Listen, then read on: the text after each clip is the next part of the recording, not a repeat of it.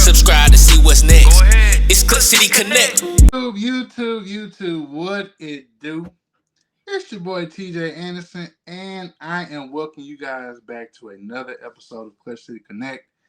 And on this episode, I have a very special guest. And as you guys know, I'm not going to introduce him. I'm going to give you the floor, Coach. Go ahead. My name is Aisha Foy. I'm excited to be on the podcast. I am the general manager and head girls basketball coach at Oak Hill Academy. I'm excited to be bringing back the history, bringing back the girls' legacy. Let's do it. Let's do it. Let's do it. And I'm glad to see that you're at the helm doing it, Coach. So, you ready? I'm ready.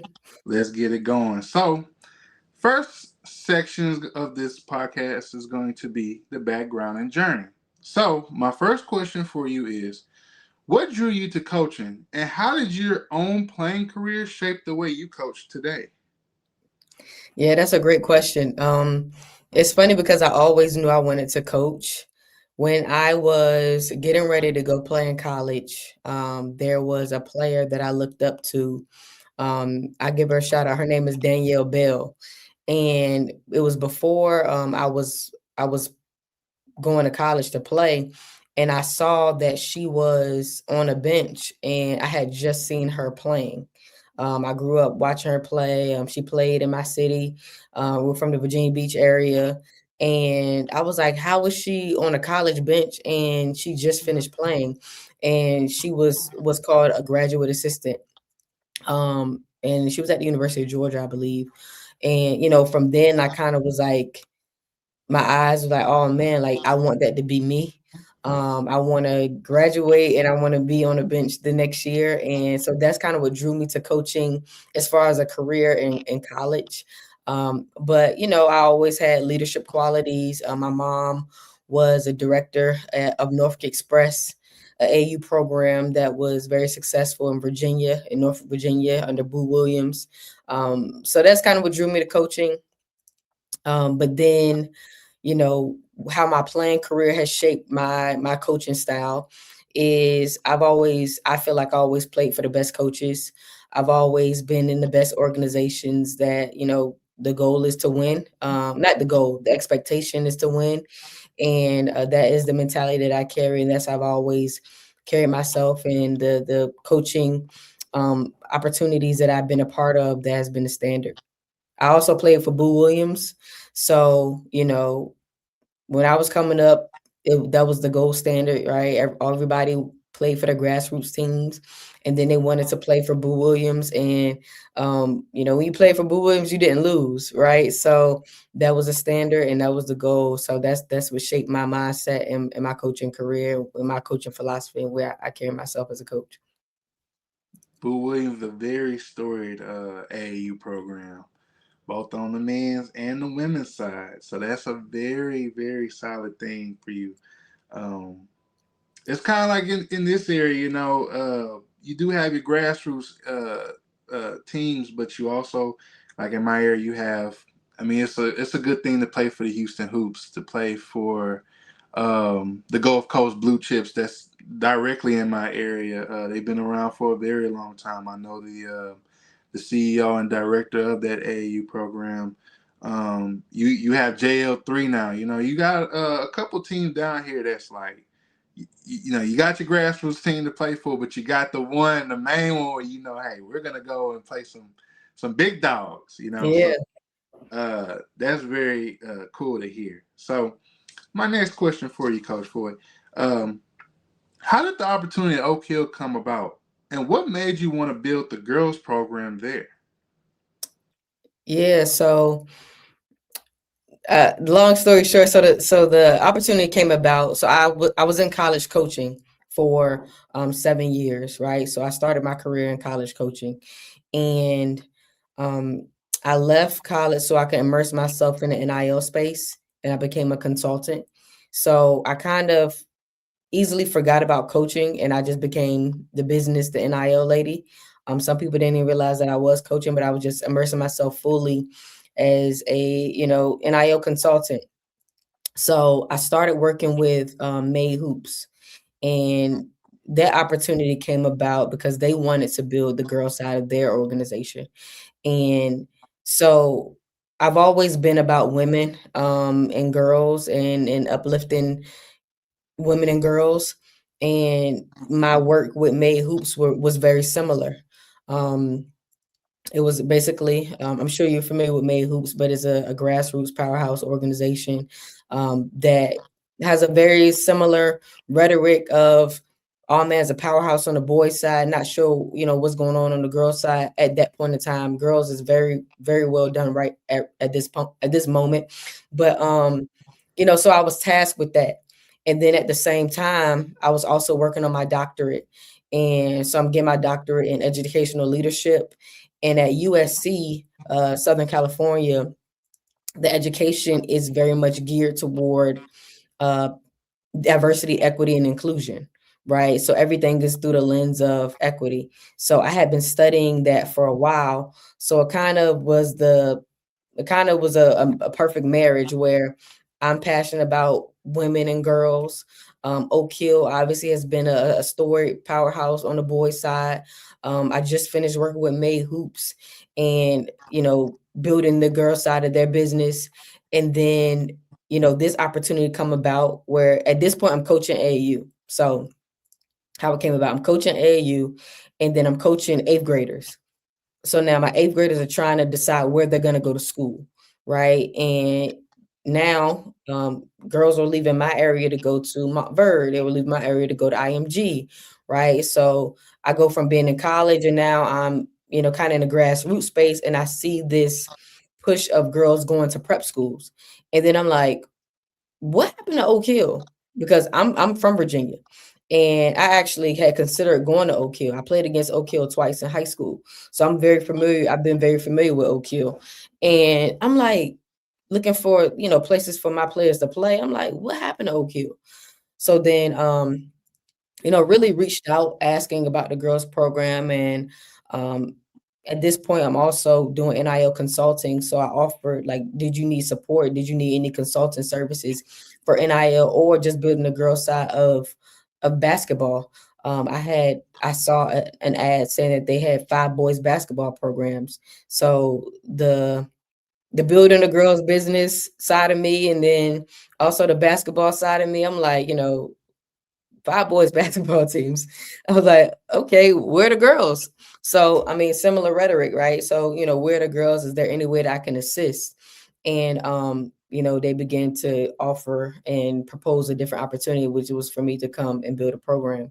And then after thinking about it, I'm like, it makes perfect sense because I've always been anti-coaching high school because I'm big into the mindset and maturity, but at the same time, I'm very big into development. And then I want to be able to make an impact and a transformational impact. And currently, college basketball is very transactional.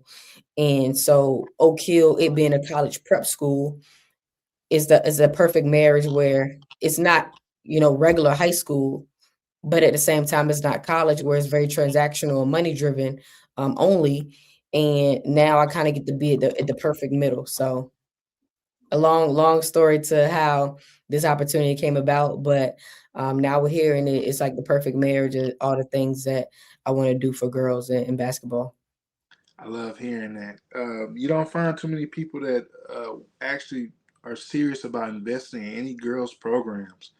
Um, and I think that's also kind of leading to why a lot of girls are not wanting to play basketball anymore. Because me growing up, I mean, it was it was like prominent, right? And now me being 32 years old, being older at the position in the position now where I'm coaching AAU, and I'm seeing a lot of girls are straying away from it, or just not want to do it anymore. I think it's just a lack of motivation, and I think what you're doing is very inspirational and very motivational, even for myself as an aspiring coach that wants to coach high school. Like, I'm currently working on my degree stuff now. Like, I'm should be starting in the radiology program soon in my area to get my associates, and then I'm gonna go for my bachelor's after that. So, Hey, let's do um, it. hey, let's hey, coach, I'm trying to get like you. You know what I'm saying? So, I want to kind of segue into my next segment of the podcast. I want to talk about your coaching philosophy and your program culture, right? So, what is the core philosophy you instill in your players at Oak Hill, both on and off the court? Yeah, so the good thing is the thing I like about Oak Hill is that only a specific player and person and student will be successful here, right? So even without my imprint on the program, the school itself is about discipline, just having a mindset for greatness, and really just locking into your goals. And that is a lot about what I'm about. Um, I'm all about the holistic development of the student athlete and teaching them how to build their brand, teaching them how to conduct themselves, teaching them success principles that the most successful CEOs follow, and how can we use those for yourself personally for our program to succeed. And a good example of this, we just had a week-long camp, and each day during the week we had a classroom session, and it was about personal development, personal growth, finding your purpose, right? Leadership, NIL, building your brand. And it wasn't just let's throw on our shoes and let's go play basketball all day. We had classroom sessions, and that is my philosophy when it comes to developing a person. Basketball is a vehicle to do that, but there's so many principles that are needed to be successful in life that you won't get just by playing, right? Playing is great, and playing is going to teach you a lot of lessons, but there are things that has to be broken down to help kids and girls, boys, young people process things the way successful people process things. So holistic development is very important to me. Being focused and locked in on your goals is very important to me. And I'm grateful that a place like Oak Hill allows me to do that, because you're with them 24/7. um Even when you're not with them is because you're probably intentionally taking a break to get away. But the makeup of the school, the dynamic of the school is that we basically live in this bubble of community. So when we're not practicing, we're going to be learning a lesson about NIL. When we're not learning a lesson about NIL, we're going to be learning a lesson about leadership or success principles. So it's not just let's come hoop, it's let's come learn and grow and really become the best version of ourselves. From the on the court standpoint, I've always played fast. I was a fast guard. Um, I love to get the ball up the court very quickly, playing off ball screens, playing off actions, dribble handoff actions, and really playing out a transition and secondary break. So having players that can move, having players that can get shots quickly, that is the philosophy that I'm implementing in my first year.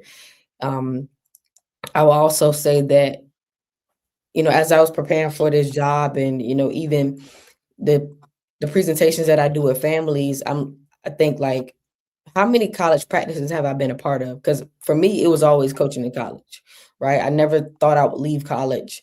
Um, so as a player, as a GA, as a director of recruiting, I've probably been around over 1,000 college practices.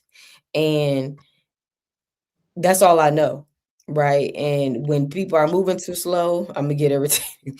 When things are not in order, you know, something's gonna happen, right? So the way that we operate is gonna be very similar, if not almost identical to, the way basketball is operated on the college level, because that is all I know, and that's all I wanna know. Hmm.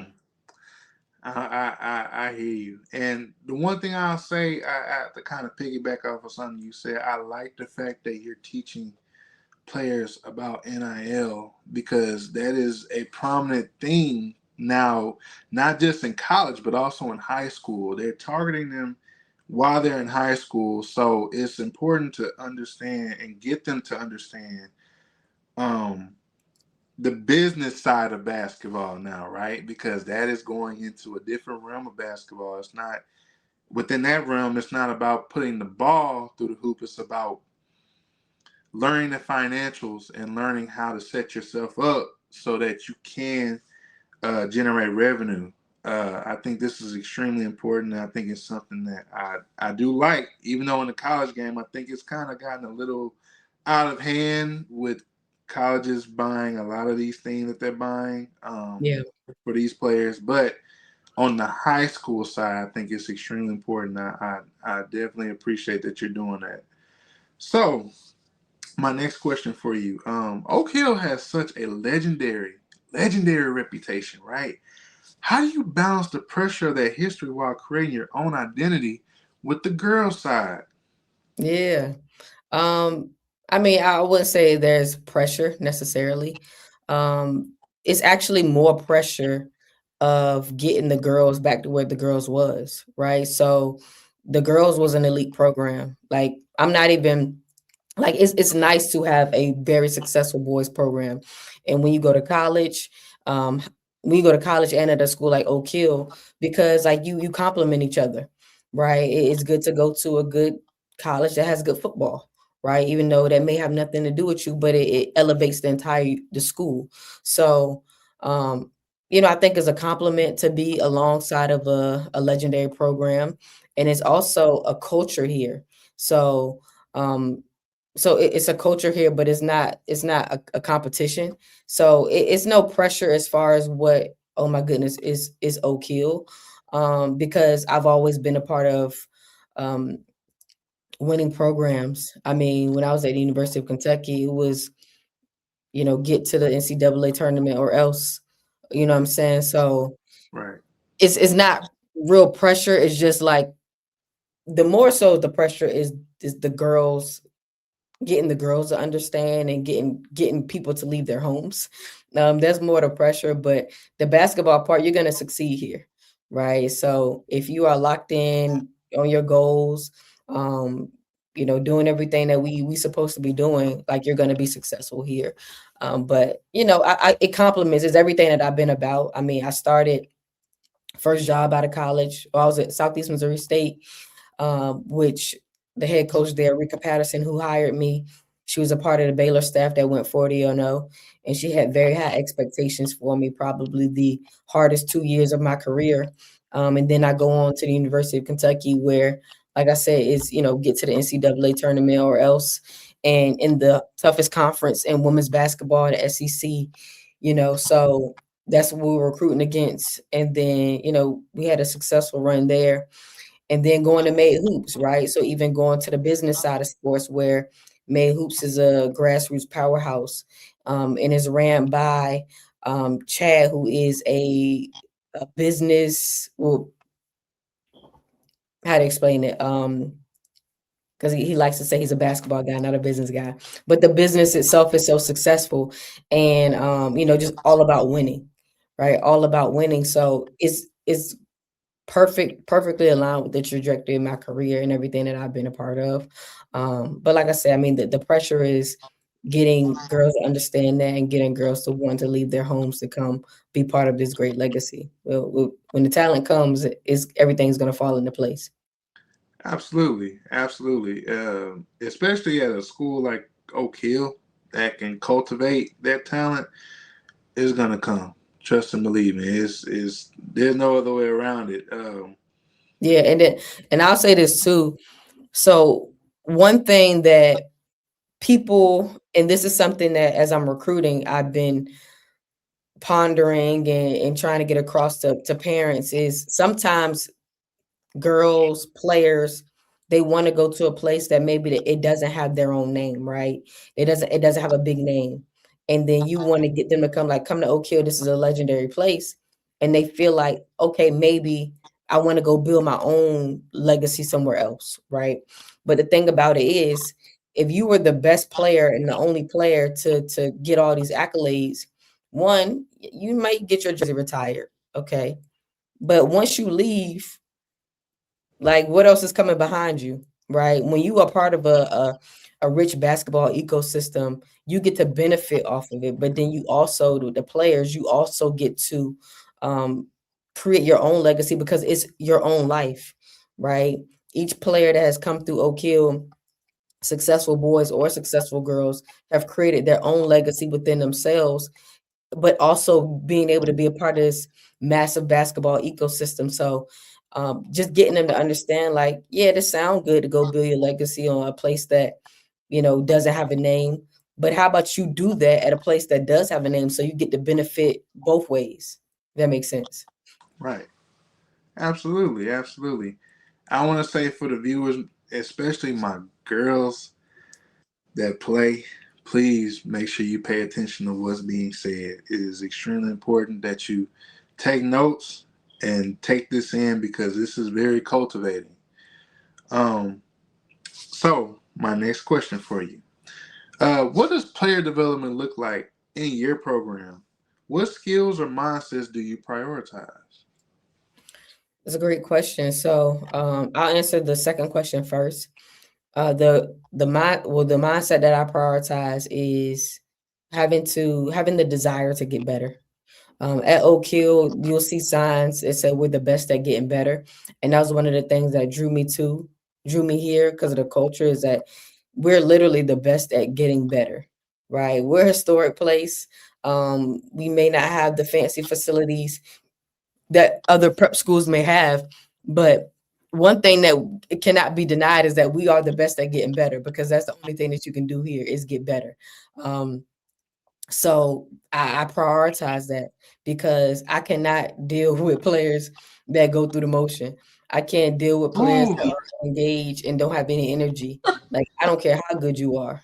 If you Mhm. are, if you don't got nothing, you don't got no energy to you, then I'm not gonna be able to deal with you.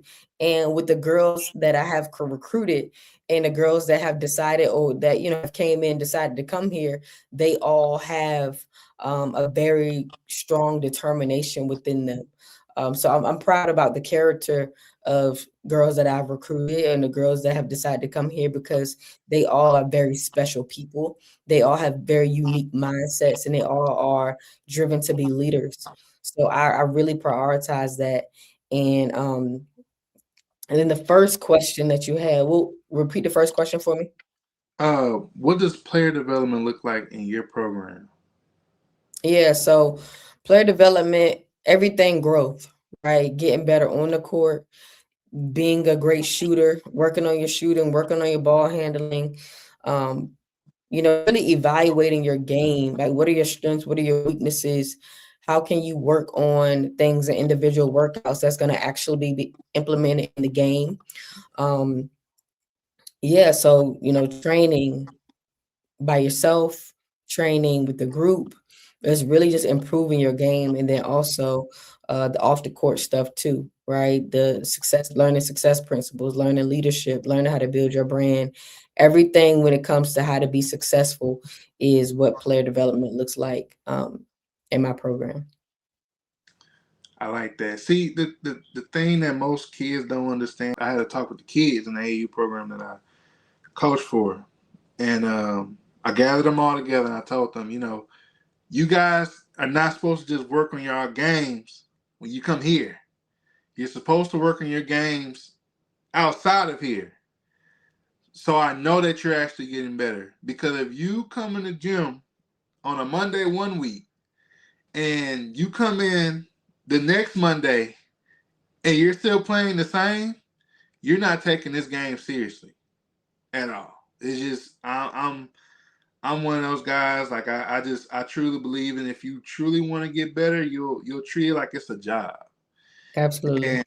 And you're, I'm sorry, coach. It's just you want to set the example. Like we have a kid down here. He's a 4-star prospect. His name is Chase Richardson. I got the opportunity to have him on the podcast.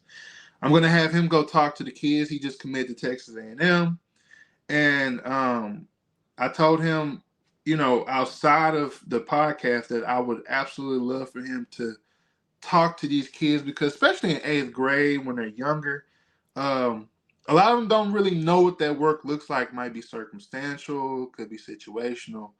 Um, it could be, as we stated before, a lack of motivation. Um, and I think he would kind of solve that. When you question guys that are there, and you know that's where you want to be, I think they get a sense of motivation themselves and saying, I gotta get my game up. And that's what I meant. And I meant what I said when I told them that. And I keep in contact with the coaches when I'm not there. They're getting better. Of course, they're going to games, they're losing, but a lot of them are first year players. You expect that. So as long as they're learning the game the right way and they're working on their games outside of coming to practice, then that's all I really care about. I love the response, Coach Foy. Yeah, Uh, I want to add something to it though. yes, Um, ma'am. so it was one game. This is my AU team. One game, and to your question, what does player development looks like to me, right? So it was a game, and I don't know, I don't know what I watched. The energy wasn't there. And with girls and with teenagers, you're dealing with a lot of different things. You may be dealing with performance anxiety. You may be dealing with things that are layered deeper than just work on your game, go get shots up, let's go get in the gym. And I didn't like what I saw. I didn't like their attitudes, I didn't like their efforts, I didn't like their responses to growth or to challenges. And I went and my instincts sticks my instincts took over, and I went to Barnes and Noble because at one point that was my very safe place. I don't go there as often anymore. I just get the audiobooks on my phone and listen to audiobooks. But there was a point in time where I would live at Barnes and Noble. And so I was feeling some type of way after the game. I went and got each of them a book, and each book matched something that I thought they really needed to work on. It could have been growth, it could have been leadership, having a relentless mindset, um, just getting over themselves internally, whatever the case may be. And to me, that was a perfect example of what I think player development is like sometimes you may be doing everything you can do on the court. It's something mental. It's something growth wise. We don't like your responses to challenges. We don't like the way that you get defensive when we're trying to coach you, right? Sometimes that have nothing to do with being on the court. It could be the biggest gym rat, and she may struggle with being coach hard, or she may struggle with coachability, but she loves being in a gym, and she could be one of the talented players that you've ever seen. But if she don't get over herself, if she's not able to be coachable, then she won't reach her full potential. So me being able to identify that in players and figure out, okay, how can we help the mental side of it? How can we help this issue that you may be having? This part where that may shut you down, right? Let's figure that part out and let's help you get over that, and then we can get back on the court. And I think that's a very key part to how I see player development is really whole person. Absolutely love it. And man, you sound a lot like me. I'm not gonna lie. When it comes to coaching, philosophy, the mental part of the game, you sound a lot like me. Just trying to get the best out of a player, not just on the court, but as we say as well, off the court as well, mentally, emotionally, physically, just trying to get them there to the point where they're their best person, their best version of themselves. So I want to go now into recruiting and talent pipeline. So my question for you, what do you look for in a prospect when recruiting to Oak Hill? I mean, obviously you look for talent, right? But you also look for potential as well, right? You can't have a whole, the most talented 1 through 15, 1 through 12, 1 through 10, right? Really the biggest thing right now with Oak Hill when I'm recruiting, and my recruiting has changed since when I first got here, my mindset to what I thought I needed to where I'm at right now.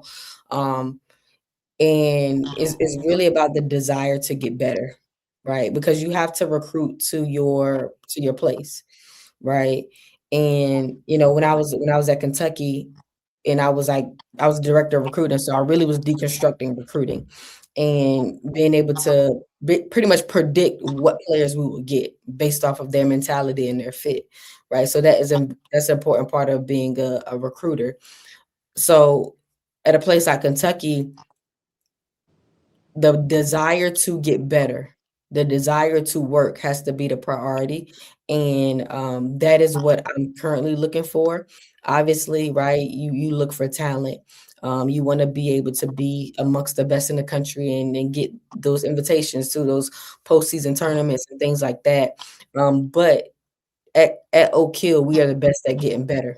And you are away from your family. You are sacrificing, right? A teenager would think this is a sacrifice, right? When really it's probably the best thing that you could do, so that you could focus. Focus is actually a luxury, especially in this day and age, right? So, but it could be seen as a sacrifice for your family, to come here. So that's what I look for is the desire to get better, and then also versatility, right? Because playing a national schedule, you're gonna get beat up. We're gonna be on a road. You'll be playing tough competition. So what players can I get that can play multiple positions? And then what players have the toughness and really the want to play against the best of the best. That's important to recruit into Oak Hill. Absolutely, absolutely. So for any other girl that are watching this episode, hey, if you want to know what you need to do to get to Oak Hill, Coach Foy is not just the way, but she's telling you the way. Legendary development is what you'll get at Oak Hill. Absolutely. So my next question for you is, how have the transfer portal and NIL era changed how top girls talent approach programs like Oak Hill? I would say that, I mean, when the transfer portal was hot, I was still on the college level. And one thing that I noticed was like I was seeing that the top players at schools were going to the Montvers. It was going to Lehigh. Like people that I knew personally or people that we were recruiting were transferring to those schools. So then that's when I kind of, on the girl side, kind of got intrigued because I always knew about Oak Hill, but I didn't really know about Mount Burrs, Lehigh, and things like that, where people were going across country to play. So that was something that some girls that we were recruiting, like a Jelani Cambridge or people like that, they were making those decisions. And you're like, okay, so what's the motivation behind this? And I think that it helps you develop faster. And and it helps you mature faster.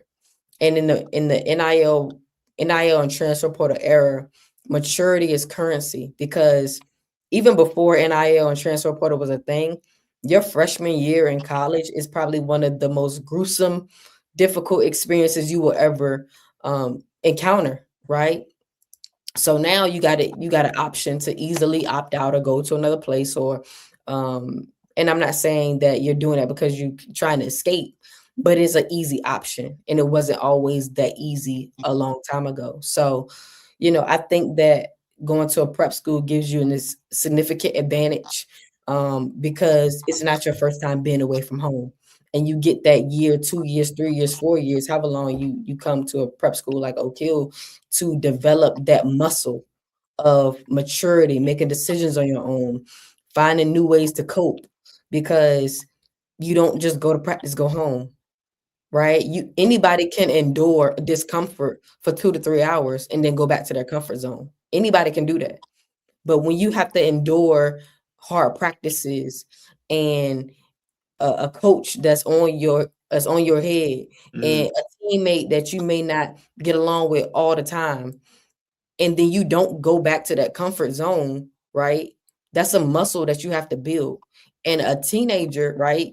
The better they are, sometimes the more spoiled they are, right? mm, So mm, just because you're in the gym for 3, 4 hours, but then you go back to your comfort zone, into your bad habits, into your parents giving you everything that you want, right? Yes, you probably will be a very skilled and talented player, but are you developing that muscle that you have to have as a college player? Because nobody cares that you're homesick in college, right?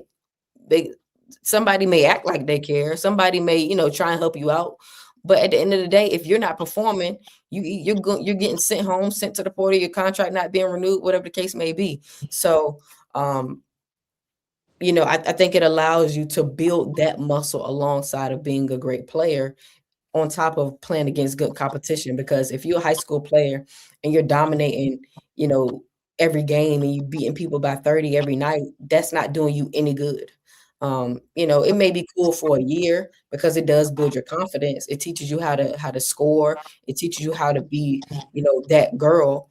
But at the end of the day, that's not realistic playing at the next level. Unless you like Juju or somebody or Paige.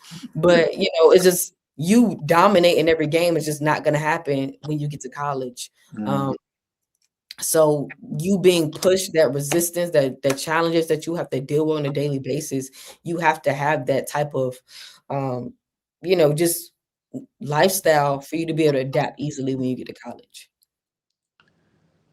Love it, love it, love it. And just to kind of double back on what you said about adding that muscle, I think when you add that muscle, you add that thick layer of skin to a player to be able to take on any of the challenges that they'll take on after high school. Because after high school, life hits. It's not just on the court, but it's off the court as well. And but more so on the court, I think when you add that muscle, you get players to understand that yeah, you were scoring X amount of points when you were in high school, but now you're in college where everyone, mostly everyone, can score X amount of points. And guess what? You're not even the starter Right. coming off the bench behind a junior or a senior or someone who's getting looked at for the pros, and you're in a way having to earn everything all over again. So, man, I love this conversation that we're having. I definitely do. All right, so let's go into the next segment of the show, which I want to talk about the current season and future outlook. So, my question for you is, what are your expectations and goals for this upcoming season?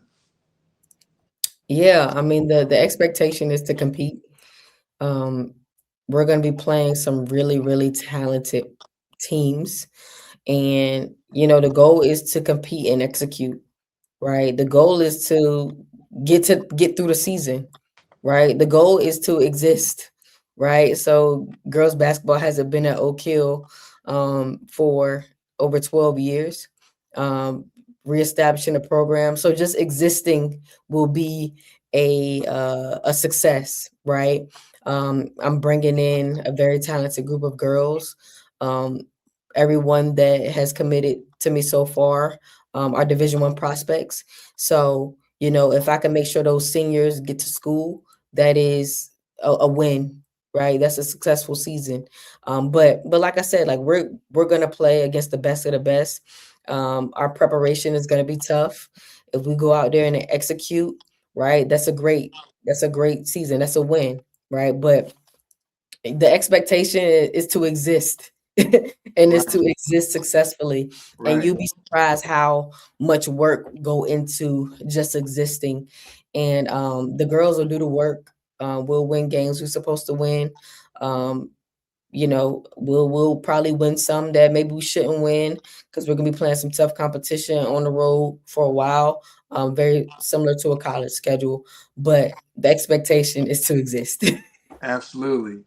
But And the people that work in DEI and have worked for girls and worked for equity understand exactly what I mean by um, existing is a win, you know. But like I said, I have a talented group coming in. They're competitors. So when they step on the court, they have goals. They want to compete, and we're gonna do what OK will do, and let's play hard and prepare to win games. love it, love it, love it. And see, I think with the person they have at the helm, I think that y'all will exist, and I think y'all gonna do just fine. I'm definitely gonna be following along as well, and I'm gonna be texting you to check on and see how y'all are doing. But I Hey, definitely believe that y'all are going to do a fine job. Um, just the fact that you're setting up the schedule to be as it is, to be competitive, even with the influx of talent that you're getting, um, there's going to be nothing but cultivating for the girls to learn how to win, learn how to lose, to learn how to overcome losses. Just the thing that you experience as a player, and then even on the coach's side, when you experience these things, I think you come to more together as one, as a team. Even between player and coach, you get to learn your kids. You get to learn what makes them go, what doesn't. You know, you get to learn all these things. It's just the fun nature of the game. Uh, but I'm gonna be tuning yeah. Um, I've always been somebody not getting caught up in wins and losses. But the success of when girls coming and them reaching their goals individually and getting to school, that's the priority, especially this year. in. So my next question, I want to piggyback off that word, getting them into school, right? My question for you: how do you prepare your players for the jump to the college level, whether it's D1, D2, D3, NAIA, etc.? Yeah, I mean, we've discussed a lot of it. So, as I mentioned earlier, I've been a part of almost 1,000 Division I college practices, and the way we operate, the way we stretch, the way that we execute, the way that we run practice will be very similar to that. So, just the everyday schedule, right? Them already being away from home. I mean, coming to Oak Hill is gives you an advantage for going to college, no matter what level. Even if you don't play basketball, even if you decide that you want to be a manager, get a scholarship to be a manager, right? Which is a thing that people don't realize. Um, but being at Oak Hill prepares you for college automatically, and that's the beauty of coming here. But also, again, the expectations in practice, playing against the best of the best in practice, practicing against boys every day, um, playing a schedule on the road like we'll play. All of those things will definitely give you the upper hand and prepare you for college. But I think the biggest thing is the daily schedule, and that's something that can't be duplicated at a lot of places. And then also, just the way the expectations of the day to day, how you carry yourself, and then your mentality. My philosophy, all the things I teach my girls, on and off the court, are things that I needed, which is why I really like the college prep space, is because I really get to implement a lot of the things that I teach to prepare them for college. So all the things that we've talked about previously in this conversation will give them an advantage when they get to college. Absolutely. Girls, for the girls that's tuning in, especially girls that's at Oak Hill, you guys got a good one. Goodness, hey, you got a good one. Because you don't find a lot of coaches that invest and pour into their program. A lot of them just, especially if they have a good team, they just sit back and they do nothing to help these kids get into school on the male and especially the girl side. So, especially in my area, with me kind of taking on some of the roles that I've taken on now, where I'm coaching AAU, I'm back coaching AAU. I used to coach a while back, going back coaching, getting into grassroots scouting. I'm working on my degree so that way I can become a coach myself, whether I'm coaching girls or boys. So I'm versatile, so it doesn't really matter to me, just as long as I'm helping and helping cultivate these kids. Just helping them get to not to just get better, but also get into school. I think it's important. I think, and in a way too, that's like giving back. Uh, I want to see kids develop. I want to see kids get into school. I want to see kids reach their goals and their aspirations, even if it's not on the court. So I think that's extremely important because, and I think that's love. So Yeah, I that's want to awesome that you're doing that. Like that's I admire your mindset and the way that you are going about helping the next generation as well. So shout out to you and kudos to you going after your goals and things of that nature. Like, you're gonna help a lot of people. appreciate that. You know, I get called old a lot. At 32, I get called old. You unk now. Yeah, Definitely. I'm up. So, you know, just taking it all in for what it's worth, and just just trying to get back any way I can, especially with a lot of the connections that I have. Just trying to get different people in the gym so that way they can see, oh man, so if this person can do it, I can do it too. You know. Hmm. I want to talk about some broader topics now, right? So, what's the biggest challenge facing girls high school basketball right now, and how are you navigating that at Oak Hill? I think that there are a lot of players that are being underserved and underdeveloped. Um, I'm not navigating at Oak Hill because we don't do that. For sure. but I do think there are girls, there are parents that are willing to invest, but they are not being um, poured into the right way, right? I have a conversation with a player. Sometimes I think is basic things that you like a getting started. This is what you need to do if you're going to go through grassroots, and you'll be surprised that nobody has ever really talked to them about these things. And this could be somebody that's been playing for a while, been on different AU teams, and nobody has sat down and talked to the parents like, hey, this is step 1, step 2, and 3 to get you on the right path of exposure development and preparing for the next level. So I just think that there are a lot of girls that are underdeveloped. And I think this is very similar on the boys' side as well. But the cream rise to the top, and there are very, very talented girls. I just name a few like Special K, Morgan Reckley, Yes. Micah Ojo, Tatiana Griffin, Hmm. right? And then they're everything, right? And then every platform is um promoting and pushing these same, let's say it's a group of 25 girls, right? Every platform is pushing these 25 girls, right, who will be amazed. They're going to be just fine, right? And then there's a group of girls, right, that everybody else that's not being seen, cared for, developed, um that is just a lot of underdevelopment, and a lot of people want to latch on to the girls that are hot, and the girls that are very skilled, and the girls that are basically have made it, right? I hope they don't hear this to think that they've made it, but For they've sure. made it. They're set for life, For sure. right? And what about everybody else? So I think that everybody has their eyes on, including myself when I was in that space, right? I was in a platform space and I wanted them at my events, um, because it's good for the platform, Right. right? But as a coach, as somebody who cares about girls, I love when I got the players at my camp that I had no idea who they were. And I'm like, girl, you good actually. Right. If you keep doing this, like you're gonna be set. And I had no idea who they were. Right. So there's a lot of that going on. And just having people that's taking care of the people that's in the middle and the people with potential that can shepherd them, to getting the things that they can get as well.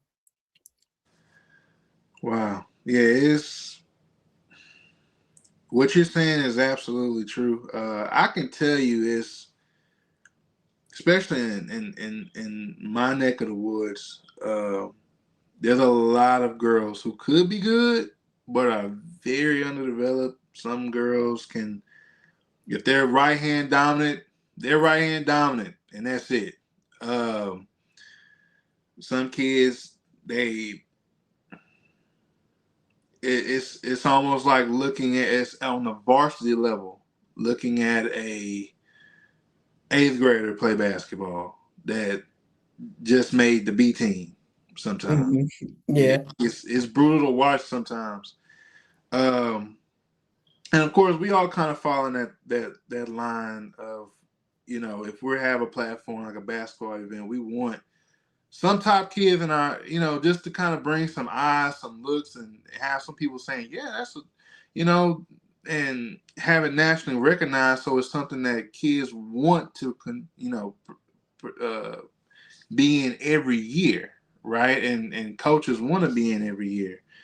And another thing too, one of the players that you mentioned, Special K, my goodness. Um, I mean, she's better than some boy that I watch play every year. I mean, Of course, that's the number one player in the country. She's better than she a lot of boys. yes, She's better than most boys. yeah. She's the number one player in the country. I love her game, and Yeah. I don't know where she's gonna go for college, but whoever gets her, which I'm kind of thinking she might be at South Carolina. We'll see, because she is approaching her senior year. If South Carolina, that's an interesting guess. well, South Carolina, I think so. If not I don't there, even know if that's the place that she's visited.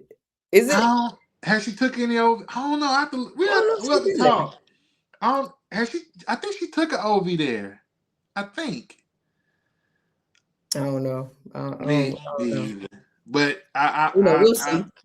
yeah, I tell you this, Coach. She is a phenomenal player. Matter of fact, Tatiana Griffin was her teammate. I think for 2 years. I think she just transferred to Mater Dei, Hmm. from the school that they were playing at. So, like I say, I do keep in not in contact, but I do watch these players. And I do pay attention to what to the games, what they do, because at the end of the day, like you stated in the previous topic, that these kids are the future, and we have to cultivate them and look for ways to make our kids in our own backyard better as well. Not just the ones that end up on Ballers Life or um, Hoops TV or anything like that, but the ones that are in our backyard that want the help and need the help but can't get the help. Um, so my next question for you, Coach, is do you have any advice for any young girls who dream of playing at a high level or coaching one day? Sure. I have a lot of advice. I don't want to go on a whole rant for another 2 hours. But I would say find somebody who is doing something that you want to do. No matter if it's coaching or playing, and watch their habits, watch their mindset, right? Don't just watch their highlights. Let's just use Special K for an example, Right, right? So let's say if you admire Special K and all the attention that she's getting and all the offers that she's getting, right? If you follow her dad's Instagram, you see she's in the gym twice a day, right? So don't just want to be like that person, or don't just want the accolades that they have. Watch their habits, right? Because very rarely is somebody that good or somebody that admirable that don't have the habits. So what's their mindset? How do they um respond to adversity? Those are the things that you should watch. Um and I will also say, like, your attitude determines a lot, right? A lot of girls are being held back by their own attitude, and check it. If you want to work with attitude, hit me up, DM me. My DMs are always open, always happy to share advice. But more than likely, you're probably getting in your own way, right? It could be a parent or a family dynamic that you're struggling with, but more than likely it's something that you can do about it. And a lot of people don't realize, especially teenagers, you don't realize that your own attitude can determine a lot of what you're getting out of life. And as far as coaching, pretty much kind of similar thing, right? Find somebody that's doing what you want to do and ask them for advice. Ask them how they got to where they are, and you ask enough people, you'll find a pattern. So Your network, especially in coaching, like your network, people that you know is everything. If you don't know people, you don't have a solid reputation, then um, then it is going to be very difficult to get into coaching if people don't know you. It's crazy because I don't know if you're familiar with Phil Handy, Hmm. but he was my mentor's mentor in basketball, and he when I got when I had the privilege of talking to him years ago, I was like 22 or 23. He told me a lot of times when it comes to getting in certain places, it's not about what you know, but who you know. So even hearing that from him, and now he's the Dallas Mavericks player development coach. He's an assistant coach essentially for them. Uh, I've kind of taken that in, and I'm trying to build my own network, and I'm happy to have you a part of that network. Uh, Absolutely. This is what you're doing is a great way to build your network. Having a podcast, I mean, that's gold. So shout out to you for taking on that and using that to build your network. I appreciate that, Coach. I really do, because a lot of people don't understand what it takes to build it up. But the interest that I've gotten this year and wanting to come on between you, I got other college coaches on the men's and the women's side that want to come on. It's a blessing. I can't lie, it's a blessing, and I'm happy to welcome anyone to the Clutch City Connect family, and I'm happy to have you a part of it. Happy to be part of it. So, with my next question, and this is a question that's kind of for me. What advice would you give to those who are aspiring coaches looking into breaking into coaching? Yeah, like we just finished talking about building your network, going and working camps, right? So every college has a camp. Pretty much every Division 1 college, even Division 2, Division 3 schools have a summer camp, and working those camps are great ways to one, build your network, two, kind of get to know coaches and how they think and how they talk. And then also, just them, if you do a good job for them, now you're probably, they probably don't have a problem recommending you for things. Um, I do like to give specific advice, but that's an easy one is go work college camps. Another thing is go to like conferences. So a Step Up Symposium is a conference that is an organization that I've been a part of for over 10 years. And, I learned so much from being a part of that organization and working the symposiums and helping to put together the symposiums. And while I was in the college space, just being a part of that, I felt like I would never be hurting or needing a job um, for long, right? So my network is very wide and very big because of, working for a Step Up and really serving, right? So go volunteer. In my book, I actually have um, a principle that says go attach yourself to a guru and listen to everything that they say, right? And you don't need a lot of gurus. Sometimes when people are getting started, they get stuck into finding, the most successful coaches and finding a whole bunch of them. Like you don't need a whole lot. You just need one or two that can vouch for you and that could basically what's called sponsor you. And what that means is put their name on the line on your behalf and say, hey, you need to go get this individual to be on your staff. Um, my mentor, Felicia Hall Allen, was very instrumental in me getting, my role at Kentucky, right? She was a friend of the person that was hiring, and she asked for a recommendation, and she said, "I have one name for you," and that was my name, right? So if that doesn't happen, if I don't volunteer my time for at that point, it could have been about 8 years I'm working for her, um, volunteering. I don't land that position, right? Or at least I don't get my name put in the hat because I still had to go through an extensive interview process. Right. Still had to land it, but my name doesn't get put in the hat for that position. So build your network and don't just building your network doesn't mean, hey coach, how you doing? Checking up on you. Like, no, building your network is like, what do you need? How can I help? And then actually going and doing it, not sending text message or even, just talking, right? Everybody can talk. Uh, the coaching profession is a whole lot of talking and people trying to climb ladders and trying to, get to where they want to be. Like, go do something, go help somebody, go work camp. That's probably the easiest thing to do to help somebody. But networking is actually working. So networking is not talking. Networking is working. So if you're not working, then you are not networking. So that is what, and I'm giving this type of energy because I volunteer my time, for over 10 years, and that is me networking. So this is coming from somebody that has benefited from actual networking and that really knows what it takes to network and is not just collecting business cards and sending a follow-up email. Like, nobody cares about that. So go do something, go help somebody, go add value. Man, I appreciate that. It's like I say, it's stuff like this sometimes when you're not.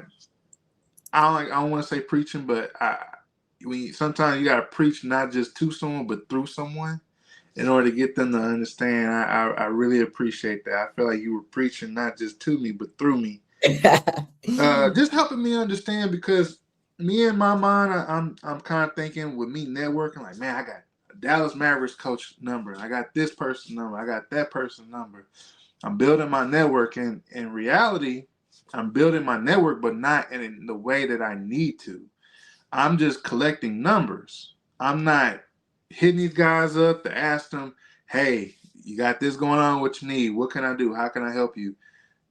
That kind of thing kind of just builds rapport. So that way when it comes to the point where I have my degree and they're like, hey, you got your degree, right? Man, you know what? I'm coaching over here and I do need an assistant coach. And I remember you looking out and doing this for me. So it adds up with what you're saying, and so that way I can honestly say I appreciate that advice, and for the listeners as well, it's very very solid, golden advice. I mean, if someone asks you for that type of advice, that you need to charge them $15.84, and get some money for that, because that was golden. So I'm gonna sing my invoice. I'm gonna sing an invoice after this. No, I'm playing. I don't know if that invoice will get paid, but I will definitely say if you might get a return message. You might send it and it'll send back. It's all good. Oh, It's all good. Just um, just repost my stuff on my program and support Oak Hill, and you good with me. absolutely. So I'm gonna ask this question. So for my last question, if you could give one piece of advice to parents of talented young players, what would it be? Join my mentorship program. That's probably the best thing that you can do for yourself. You know what I I'm will saying? definitely repost your mentor program for sure. I'm gonna run it back this year. It was very successful and very very well received last year. I'm running back this year, which I didn't think I would do, but I am. Um, but in the mentorship program, I would say seek advice, right? Learn. Don't just like navigating grassroots basketball. Um, it's a science, and don't feel bad about it. Don't say, "Oh, just a parent. I don't know basketball." Like, no one knows what they're doing. No parents know what they're doing unless they already put somebody through college. They may have a experience, but like, don't be afraid to ask questions. Like, ask as many questions. If Ask questions to your AU coach, ask questions to your high school coach. Find me on social media, ask me questions, right? So when you go to camps, if you're taking your kid to a camp, find a camp director and ask them 3 or 4 questions just to gain information. Don't sit there and just, um, think that or be feel bad that you don't know. Nobody knows, nobody has an idea, but at the same time, be professional and don't feel like you can vent to every parent just because y'all are going through the same things together. You can find a friend, somebody that you feel like is a friend to vent to and things like that. But you wanna carry yourself in a professional way, as you are navigating at AU games, high school games. Like, you are being looked at, so don't feel entitled to act a fool because some you paid to get in, right? Act accordingly, because college coaches recruit parents as well, and your player has to work for everything. And if you don't like the situation, I don't want to get into too much, but if you don't like your situation, if you don't think it's good, one, just ask questions and learn as much as you can as a parent, because it's never ending nonstop. So just keep learning how to navigate this. Parents, learn. And I like the fact that you have a mentorship program. I think that's very innovative. It's creative. But I think that's what you're doing is exceptional. I don't know why I'm stuttering. Is exceptional, and I think that Oak Hill got them a very good one. Thank you. We will definitely be in communication. Like I say, we're locked in now, and you are officially once again a part of the Clutch City Connect family. But with that last question, that's it. So, guys, for the listeners, I want to thank you guys so much for once again tuning in to another episode of Clutch City Connect. And Coach Foy, want to let the people know where they can find you? You can find me at on Instagram easily, inspired by Coach Ish, or you can just type my name in, I'll pop right on up. Um, Twitter, X, the same thing. I'm pretty up there, active on those, sharing information and things like that. Anything Oak Hill Girls Basketball related, go to oakhillgirlsbasketball.com. oakhillgirlsbasketball.com. You can find upcoming open houses, anything pertaining to the team, anything like that you want to get to know a little bit more. Actively still recruiting for next year, so feel free to reach out, and also to join the open house if if it's still going at this point. But yes, oakhillgirlsbasketball.com. On social media, anything Aisha Foy will pop right on up.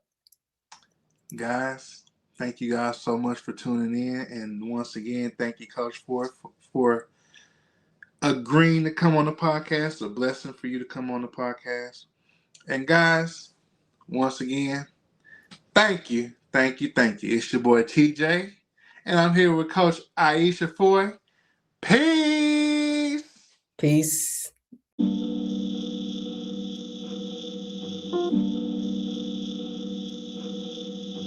Clutch City Connect, Clutch City Connect, Clutch City Connect. Houston rockin' news, everything you need. You know we keep it in check. Scores, interviews, and player stats. Yo, we keep it in check. Subscribe to see what's next. It's Clutch City Connect.